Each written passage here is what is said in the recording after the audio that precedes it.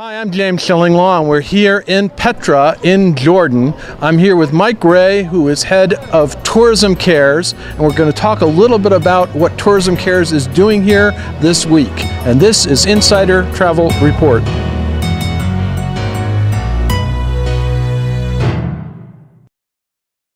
Now, Mike, we're almost to the last day of a wonderful trip with about 70 industry executives, travel agents, tour operators, journalists. Yep. Talk a little bit about what this program was for Tourism Cares for Jordan. So Tourism Cares with Jordan builds on a Peru program we had around 6 years ago that resulted in Turismo Cuida in actually Peru. Right. So since that time, we've been trying to figure out where we can go and how we can make a great difference as a tourism community. And our mission's all about helping communities, people in communities advance and thrive through tourism. So we're trying to figure out, well, where should we go and how should we do it? Okay, and so you figured out Jordan. Why did Jordan qualify for this?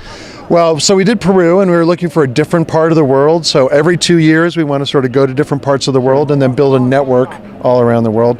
But Jordan is phenomenal. It's a safe country. It's amazing to visit. It's got incredible heritage like we've seen here at Petra and the monastery, but it's also got really rich community and civil society organizations. And one of the things we've been doing is visiting social enterprises that have a double bottom line. They're incredible experiences for tourists, whether it's an eco-lodge, whether it's a hands-on experience.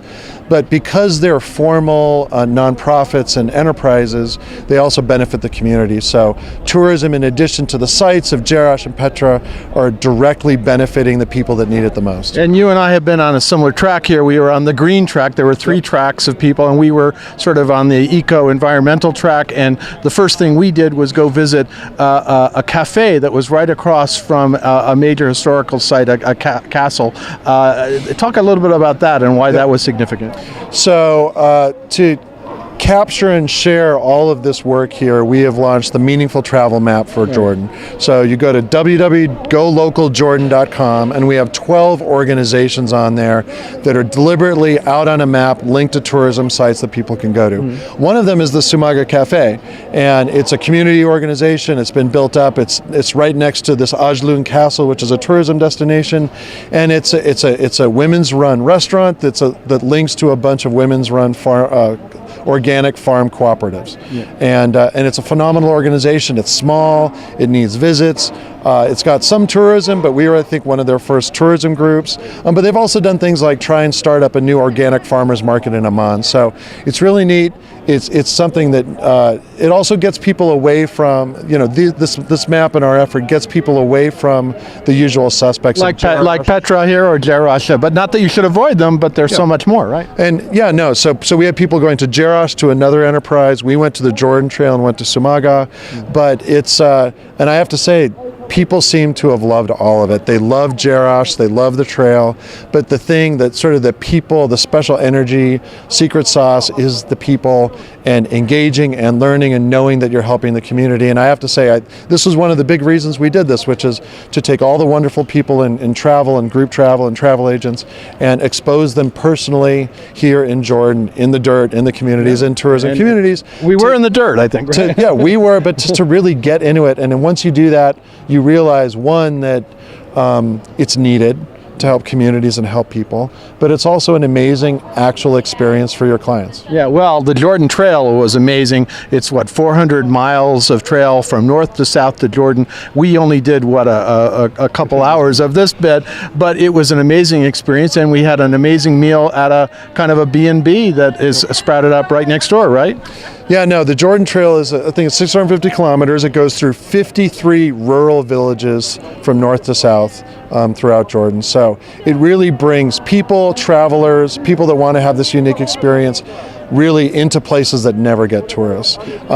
So it's an incredible economic development tool. And then one of the things, you have these guides and homestays sprouting up. So we had Asa, who's an incredible guide. He helped map out parts of the Jordan Trail. And his wife make a mean lunch, I think, actually. Oh yeah, no, I mean she cooked for 25 of us. We walked in, everybody was starving and hungry, and the food was amazing. But he does homestays now. He hosts hikers, and he's got a little successful business, and his life has been transformed because of the Jordan Trail, which is a new tourism product. And then yesterday we went to I believe the Fernan Lodge. Yeah, that is in the middle of the desert, not too far from Petra, but it is supporting a Bedouin community with 26 rooms. I thought it was an amazing place, and you hadn't been there either, I don't think. But talk a little bit about that one.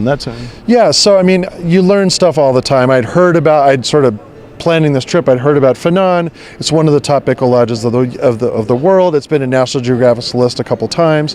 So you sort of imagine it's doing amazing work, but it's like set, and it's not. They're doing phenomenal work. It's totally off the grid. They're powered only by solar. They only power like the kitchen and a couple rooms by solar at night. The rest is by candlelight. They hire only locals. 100% of the revenue stays within Jordan. 55% of the revenue stays in the local community.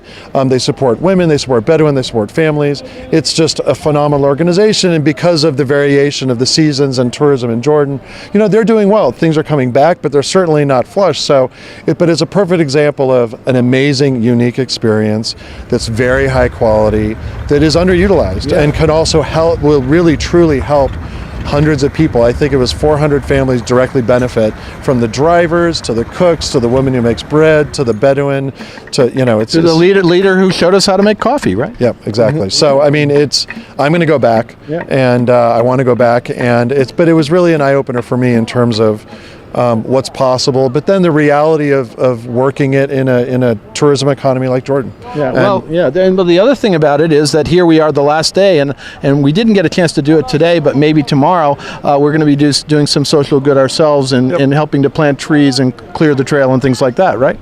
Yeah, so we'll be planting trees in an ancient forest here near Petra, and possibly helping form and build cairns to mark the actual Jordan Trail down here on this part of the country. So yes, we're looking at leveraging the power of travel. That's sort of our hashtag for the trip, power of travel. We're looking at leveraging the power of travel, of groups, of donations, of group travel to visit these places. But then we're also getting dirty tomorrow to finally give back hands-on. Well, travel today is all about experience, and we've had that in spades here. And travel today is all about sustainability, and we've been learning a lot about that in Jordan and elsewhere. And Mike, I want to thank you for putting this whole trip together. It's been amazing. My second time in Jordan, but really probably one of my favorite times in Jordan. So I hope you continue to do things like this. It's an amazing thing that Tourism Cares does. No, thank you. Thank you for coming, and I would encourage everybody, visit golocalJordan.com. It's not a sales pitch. Check it out for your clients. Think about coming to Jordan, and then whether you serve Jordan or not, think about how you can use travel and social enterprises for this double bottom line of great experiences and also community good. Okay, well, we heard from Mike, and next we're going to hear from Elias Four, who's the Director of Tourism North America, who also had a big hand in putting this whole thing together, and it's been an amazing trip, and again, it's been great traveling with you. Look forward to the next time. Next time. Take care. I'm James Shillinglaw, and this is Insider Travel Report.